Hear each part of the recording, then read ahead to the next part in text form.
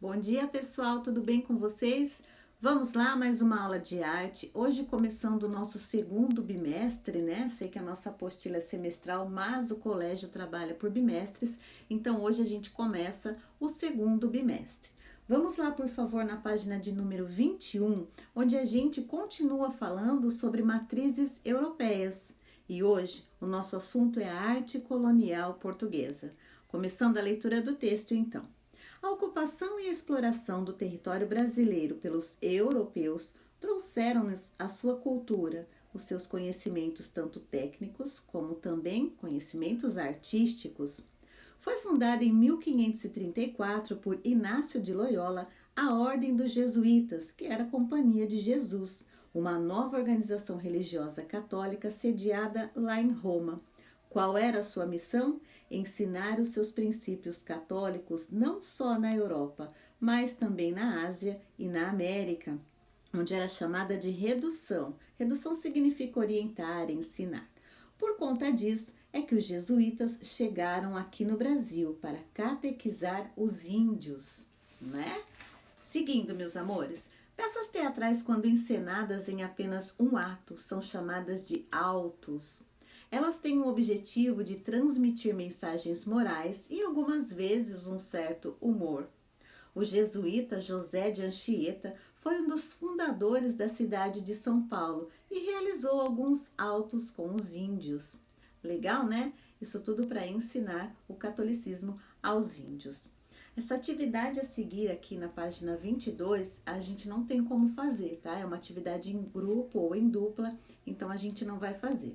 Nós vamos seguir a nossa aula sobre arte colonial, né? Na página de número 23, onde eu tenho 3 fachadas de igrejas. Se vocês olharem bem com atenção, vocês vão ver que cada igreja está num lugar, tá? Uma em Roma, a outra em Lisboa e a última no Rio de Janeiro. Mas olhem bem as fachadas. Eu vou ler o texto para a gente fazer o nosso exercício. Com os jesuítas, então, veio a arte barroca. A arte barroca é repleta de ornamentos, curvas e movimentos dramáticos. A mão de obra para erguer essas igrejas, para fazer as esculturas, pintar os tetos, entre outras, era indígena, gente, os índios que faziam. Os índios também tinham as suas técnicas, tá? E eles dominavam muito bem os materiais, os recursos da natureza, né? Aqui disponíveis no Brasil.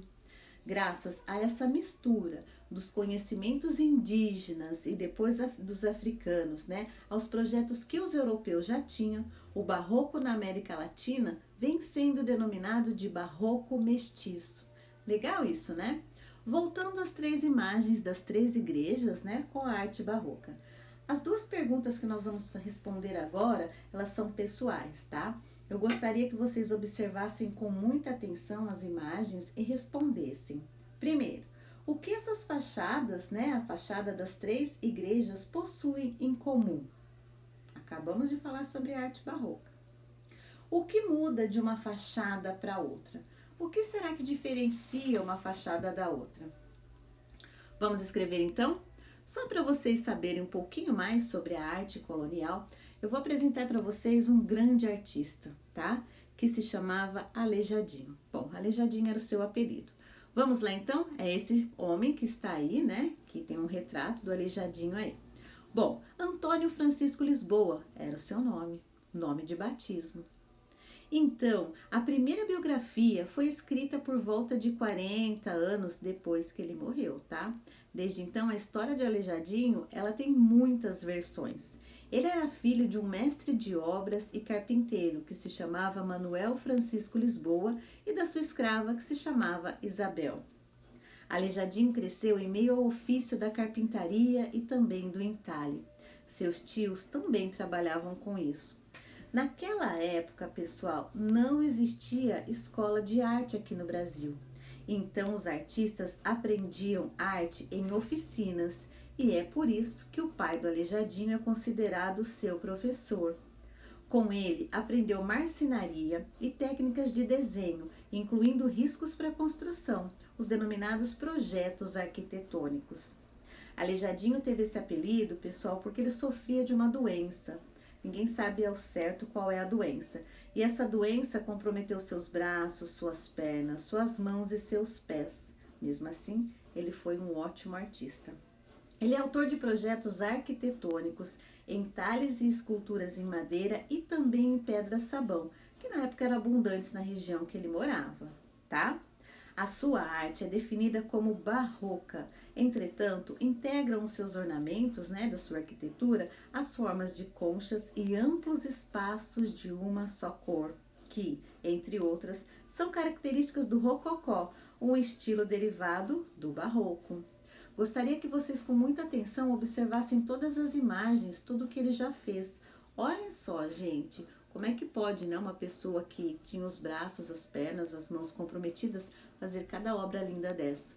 Nós temos 12 profetas, tá? Foi feita lá em Minas Gerais, a maioria de Minas Gerais.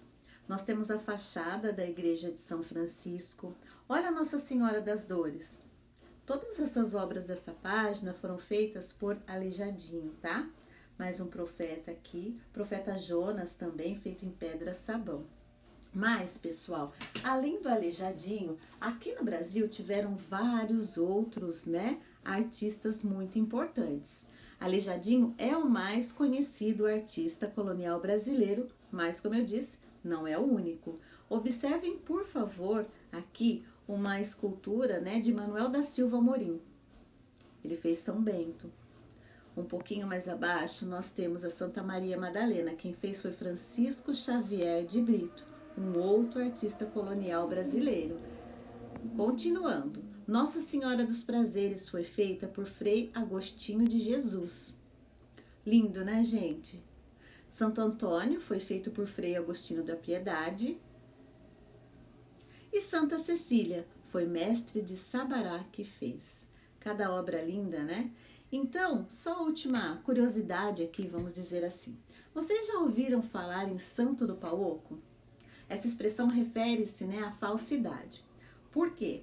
Porque antigamente, né, esses artistas faziam, né, os seus santos e alguns eram feitos em madeira. E por dentro era oco, então por fora era o santinho e por dentro ele era oco. E ali os mineradores escondiam pedras preciosas e ouro. Quando a pessoa via, né, aquela estátua em cima da mesa, por exemplo, nunca ia imaginar que lá dentro tinha pedras preciosas.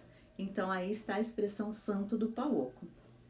Ok, pessoal? Bom, a nossa aula termina por aqui. A gente volta semana que vem e espero de todo o coração ver vocês em breve, tá? Obrigada, gente!